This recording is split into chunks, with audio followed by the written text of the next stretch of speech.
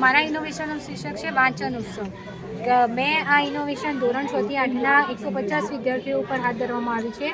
અને બાળકો, મારી સમસ્યા હતી કે બાળકો સોશિયલ મીડિયા, ગેમ્સ, રીલ્સ વગેરે શોર્ટ્સ વિડીયોનો વધારે ઉપયોગ કરતા હતા. એના કારણે શૈક્ષણિક વાંચનમાં એમનો ઉત્સાહ ઓછો જણાતો હતો. એના માટે મેં એવું વિચાર્યું કે બાળકો પુસ્તકાલયનો વધુમાં વધુ ઉપયોગ કરે. એના માટે શું કરી શકાય? આપણે પણ NEP 2020માં વાત કરવામાં આવી છે કે પુસ્તકાલયની પણ બાળકો વધુ ઉપયોગ કરે એની વાત કરવામાં આવી છે. એ અંતર્ગત મેં સમગ્ર વર્ષ દરમિયાન આ પ્રકારની પ્રવૃત્તિઓનું આયોજન કરવામાં આવ્યું હતું.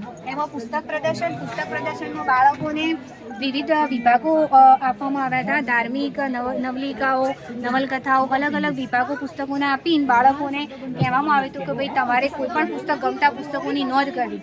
ત્યારબાદ બાળકોને મારું પ્રિય પુસ્તક એ અંતર્ગત બુક ટેલરની એક્ટિવિટી કરવામાં આવી કે બાળકોને ગમતું પુસ્તક તૈયાર કરીને જેમ ફિલ્મનું ટ્રેલર તૈયાર કરવામાં આવે છે એવી રીતે બાળકોએ મૌખિક અને લેખિતમાં એમને બુક ટેલરની એક્ટિવિટી કરેલી હતી. આ રીતે બાળકોએ કરેલી હતી. બાળકોએ રિવ્યૂ પણ આપ્યા હતા મૌખિક અને લેખિત. ત્યારબાદ બાળકોને બીજી એક્ટિવિટીમાં પ્રાર્થના સભામાં જીવન પ્રસંગોનું કથન, ગુરુવાણી, વાર્તા કથન સ્પર્ધા વગેરે અલગ અલગ એક્ટિવિટીઓ કરવામાં આવી હતી. ત્યારબાદ બાળકોના વાંચન ઉત્સવ અંતર્ગત બુક રિવ્યૂ, પુસ્તક સમીક્ષા, પછી ચિત્ર ઉપરથી વાર્તા, વર્ગખંડ પુસ્તકાલય, જોડી વાંચન, સમૂહ વાંચન, એ રીતે પ્રમાણે બુક રિવ્યૂ પ્રાર્થનાઓમાં અને વર્ગોમાં રજૂ કરવામાં આવ્યા. ત્યારબાદ બાળકોને મનપસંદ ચિત્ર દોરવાનું કહેવામાં આવ્યું અને બાળકોએ ચિત્રો દોર્યા. એના આધારે કાલ્પનિક પુસ્તક ટાઇટલ કે બાળક જાતે ટાઇટલ પસંદ કરે અને બનાવે અને બોલે એ રીતે પુસ્તક ટાઇટલનું આયોજન કરવામાં આવ્યું.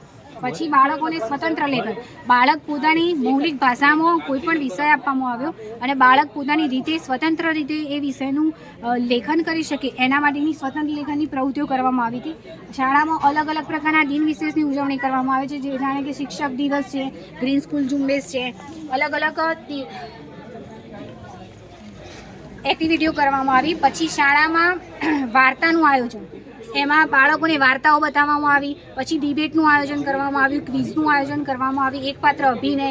પછી આ ઉપરાંત બાળકોને વાર્તા લેખન, વિદ્યાર્થી વૃક્ષમાં બાળક પોતે વિદ્યાર્થી તરીકે રજૂ થાય અને વૃક્ષ તરીકે રજૂ થાય અને જે પોતે પુસ્તક વાંચેલું હોય અને એનો સાર રજૂ કરે એ પ્રમાણે બાળકોને એક્ટિવિટી કરાવવામાં આવી. ત્યારબાદ બાળકોને બુકમાર્ક્સની સમજ આપવામાં આવી કે બુક્સ માર્ક્સ કોને કહેવાય. તો બાળકો જ્યારે આપણે પુસ્તક વાંચતા હોય અને ક્યારે અટકે એ વખતે શું મૂકવું, ત્યારે બાળકોએ મને એવું કીધું કે દોરી મૂકી શકાય, પટ્ટીઓ મૂકી શકાય રંગબેરંગી, પણ મેં એમના આઈડિયા કરી શકાય આનાથી વિશેષ શું કરાય. તો બાળકોને આ પ્રકારના પ્રાણીઓના, ચારે ભાષાઓના, મેથ્સ, સાયન્સ, SS ના અલગ અલગ પ્રકારના બુક માર્ક્સ બનાવ્યા. ત્યારબાદ બાળકોને પુસ્તક સાર, પુસ્તક સમીક્ષા એ અંતર્ગત અલગ અલગ વિવિધ પ્રવૃત્તિઓના આધારે શ્રેષ્ઠ વાચકની પસંદગી કરવામાં આવી. બાળકોમાંથી શ્રેષ્ઠ વાચક પસંદ કરવામાં આવ્યા વર્ગમાં અને પ્રાર્થના સભામાં, અને એના આધારે બાળકોનું સન્માન કરવામાં આવ્યું પ્રાર્થનામાં અને એમને ઇનામ વિતરણ પણ કરવામાં આવ્યું. ત્યારબાદ બાળકોના બુક ટેલર રજૂ થયા. પછી દિન વિશેષ, પછી ત્યારબાદ સર્જનાત્મક વાર્તા લેખન. સર્જનાત્મક વાર્તા લેખનમાં આપણી આ બધી વાર્તાઓ લોક જાણીતી અને લોકપ્રિય જ વાર્તાઓ છે, પણ આમાં શું નવું કે બાળકોએ પોતાની જાતે સર્જનાત્મક કરેલી. એમાં સમાનાર્થી શબ્દો, રૂઢિપ્રયોગો, પછી કહેવતોનો ઉપયોગ કરીને બાળકોએ પોતાની રીતે સર્જનાત્મક વાર્તાઓનું સર્જન કર્યું.